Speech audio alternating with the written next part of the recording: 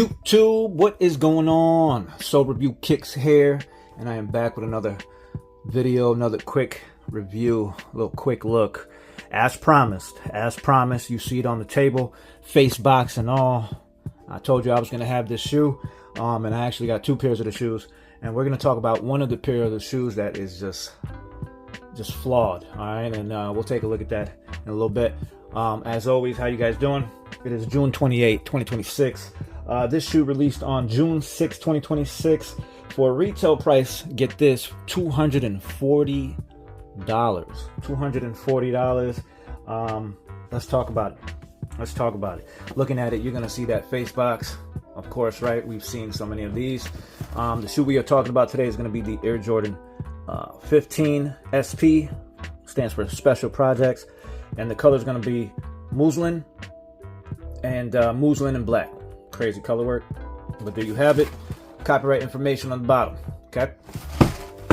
All right. Real quick, as I'm opening this, so this Special Projects edition completely retools the highly debated 1999 design to make it cleaner and more wearable for modern lifestyle fashion. And you are going to notice a lot of the hits, a lot of the subtle little features that we are accustomed to for the shoes, for the 15s, are not there. They've been replaced by different material. Pretty neat, nice little take on it.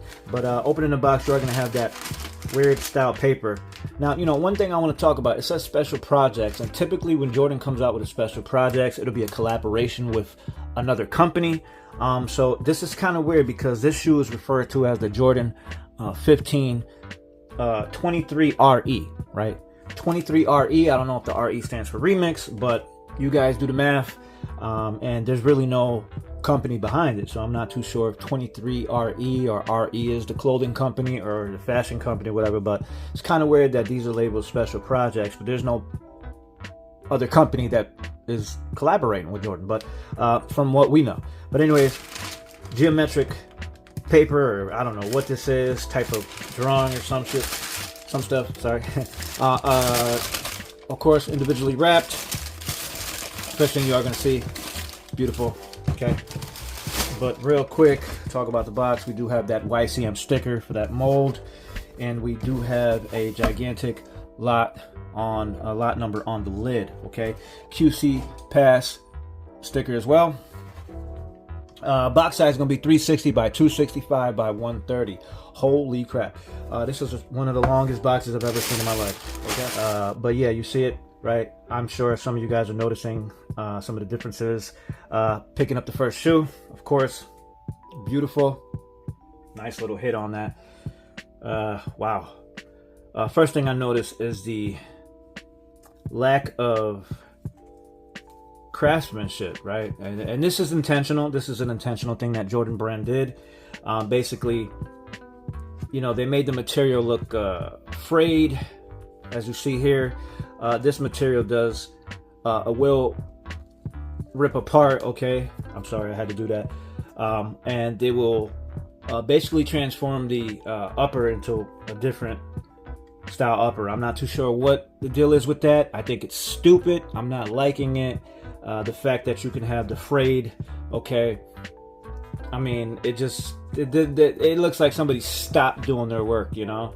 But I get it. It's something different. They're trying to like make it more aesthetically pleasing.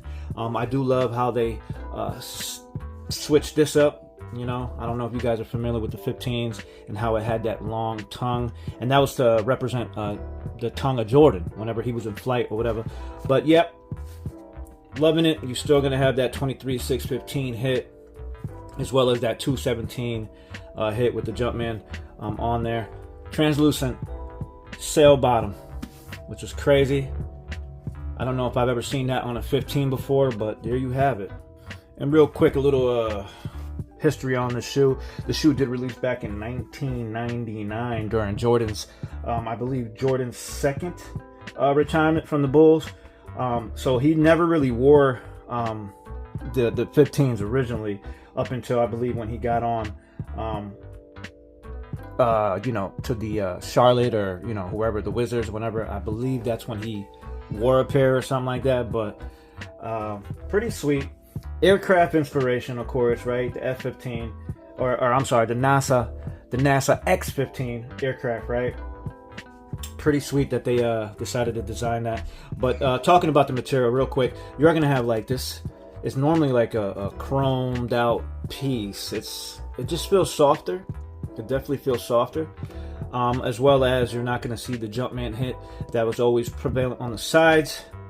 They have colored it in. I'm not too sure with this type of material. It looks like rough, you know, stucco. I don't know if you guys know what stucco is, but it looks, you know, it looks like that type of material. Like someone just threw it on there and just like smoothed it out.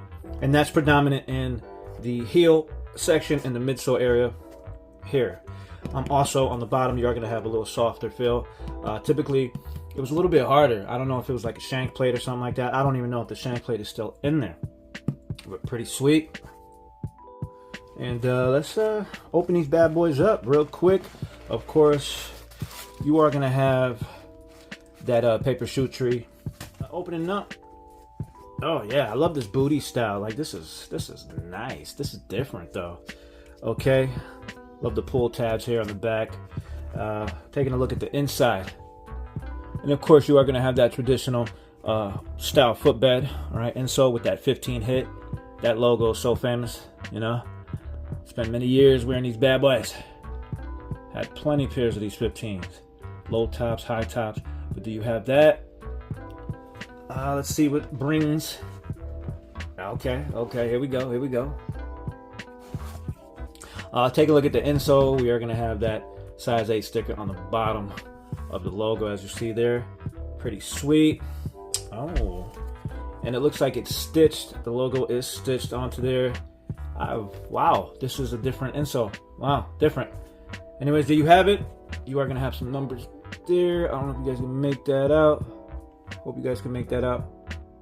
Okay. More numbers there. Alright. Taking a look at the footbed. This is where it's going to be hard. I'm better off probably just taking pictures. But here you have it. Quick little look. You are going to have that that lot number on there. There's a stitching. I don't know if you guys can make that out. Of course, you are going to have your size tag. And of course, taking the other shoe up, you are going to see what I was talking about with the frayed material. I guess Jordan Brand thought that was pretty cool to do. I don't like it.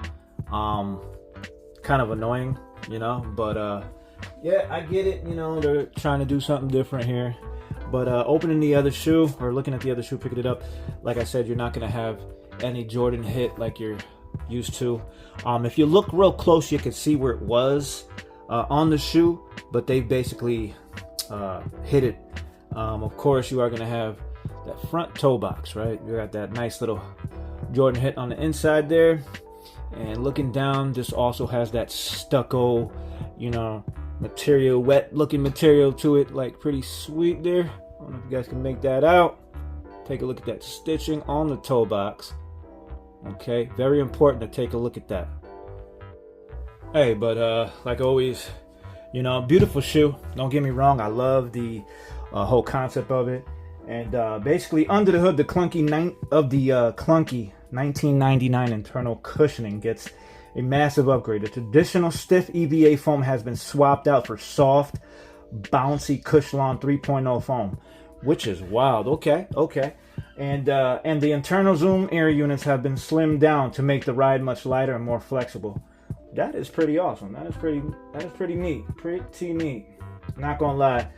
The back of the shoe retains the original molded heel strip loaded with MJ's legacy numbers. It features 217, which is his birthday, right? 23, his famous jersey number. 6, the number of championships he won. And 15 for the 15th model, of course, right?